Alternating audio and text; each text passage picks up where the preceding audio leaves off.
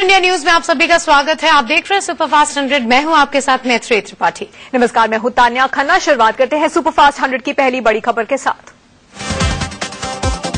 America में PM Narendra Modi का जादू चल गया। मैडिसन स्क्वायर में कल मोदी जैसे ही मंच पर पहुंचे, उनका भव्य स्वागत हुआ। अमेरिका में रह रहे भारतीयों ने मोदी मोदी के जोरदार नारे लगाए।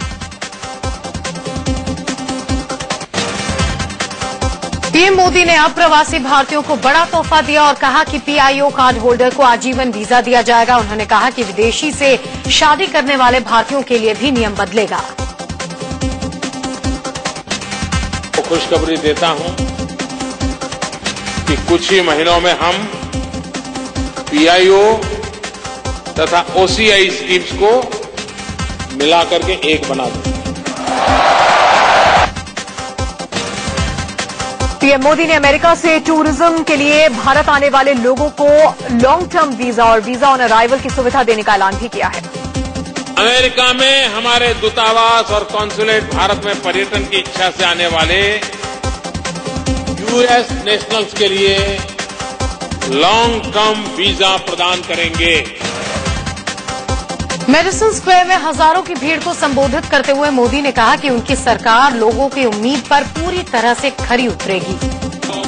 मेरे प्यारे देशवासियों, मैं आपको विश्वास दिलाता हूं, इस सरकार को चुना है वो कोई कमी नहीं रखेगी। पीएम मोदी ने अमेरिका में रह रहे भारतीयों से कहा कि आपके मन में भारत से कई उपेक्षाएं हैं और मेरी सरकार इन आशंकाओं को पूरा करेगी। मैं विश्वास से कह सकता हूं कि ये सरकार अपने कार्यकाल के दरमियान जन सामान्य की आशा आकांक्षाओं को पूर्ण करने में 100% सफल होगी। प्रधानमंत्री नरेंद्र मोदी ने अमेरिका में रह रहे भारतीयों को मेक इन इंडिया अभियान के साथ जुड़ने को कहा। उन्होंने मेक इन इंडिया कार्यक्रम में शरीक होने के लिए लोगों को न्योता भी दिया। पीएम नरेंद्र मोदी ने कहा कि अब भारत की पहचान साफ सपेरे वाले देशों में नहीं रही। उनका कहना है कि भारतीय माउस घुमाकर दुनिया को झुलाते हैं। एक जमाना था हमारे देश को साफ सपेरों वालों का देश माना जाता था और हमारे नौजवान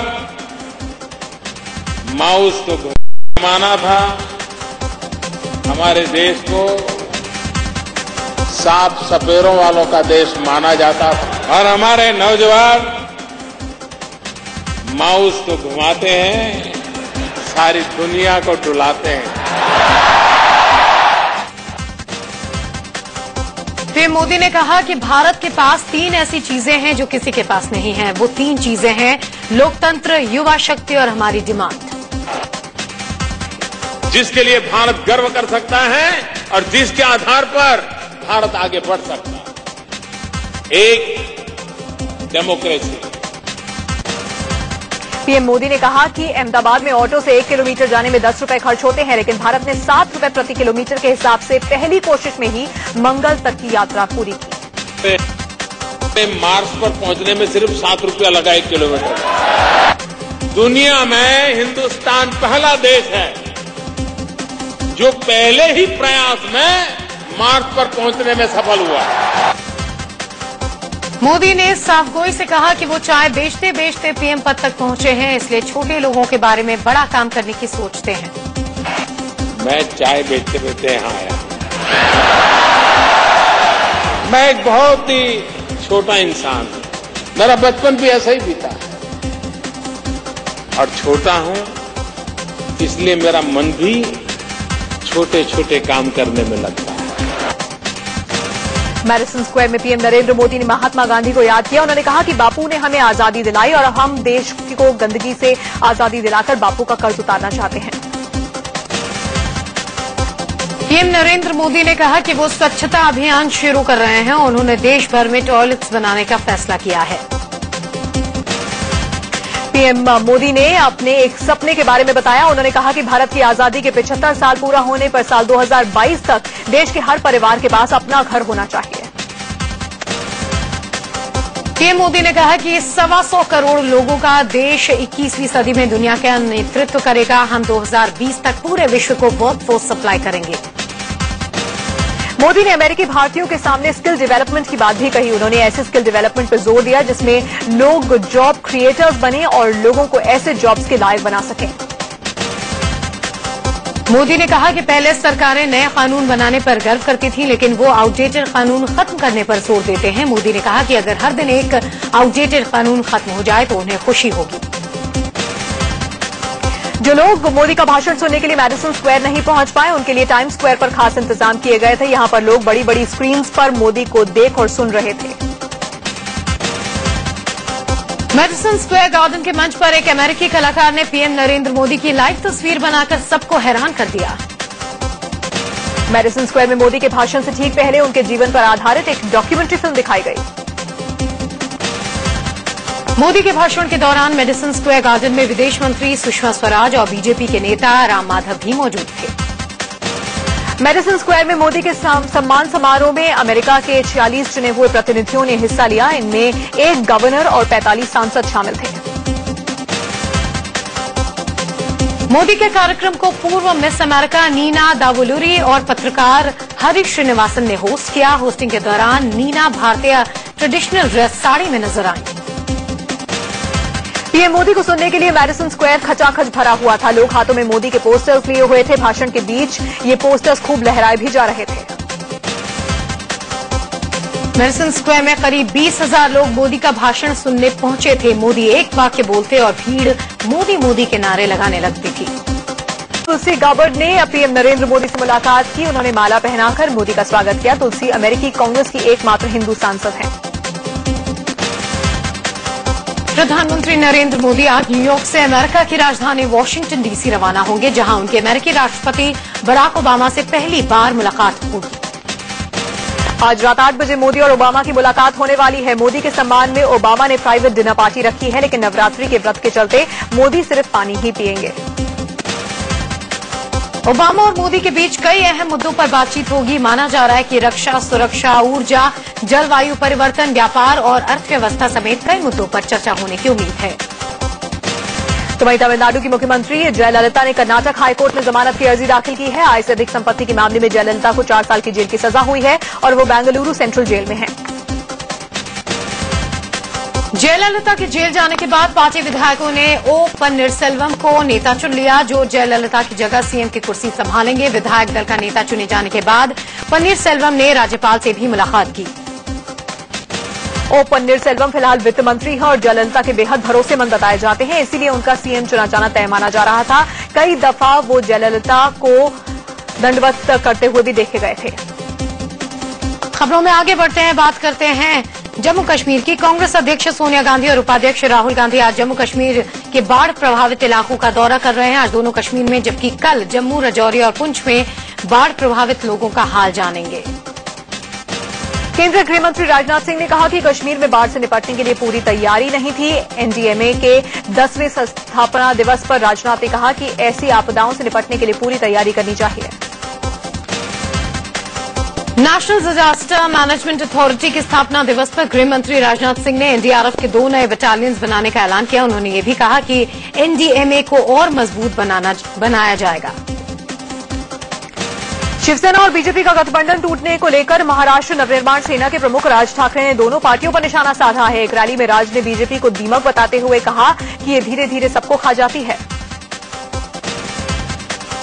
राज ठाकरे ने शिवसेना को भी निशाने पर लिया। राज ने कहा कि शिवसेना पैसों के लालच में और इसीलिए गठबंधन टूटने के बावजूद केंद्रीय मंत्रिमंडल और बीएमसी में बीजेपी के साथ बनी हुई है।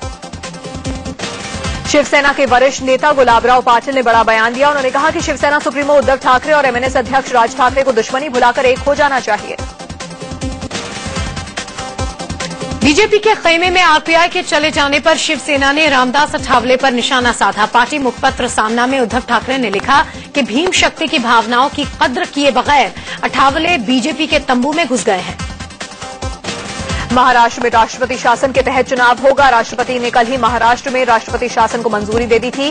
केंद्रीय कैबिनेट ने महाराष्ट्र में राष्ट्रपति शासन लगाने की सिफारिश राष्ट्रपति के पास भेजी थी।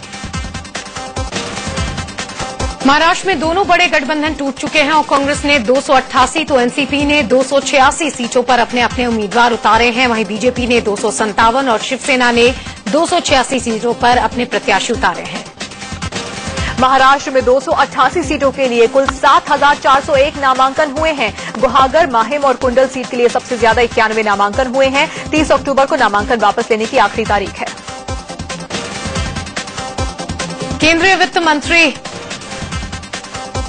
बिहार के मुख्यमंत्री जीतन राम मांझी ने अपने साथ छुआछूत होने का बड़ा आरोप लगाया। उन्होंने कहा कि जब वो मधुबनी में मंदिर से पूजा कर लौटे तो मंदिर का शुद्धिकरण करवाया गया था। केंद्रीय वित्त मंत्री अरुण जेटली की सेहत में सुधार हो रहा है। कल ही उन्हें एम्स के आइसोलेशन वार्ड में शिफ्ट किया गया था। इससे पहले वो मैक्स हॉस्पिटल में थे।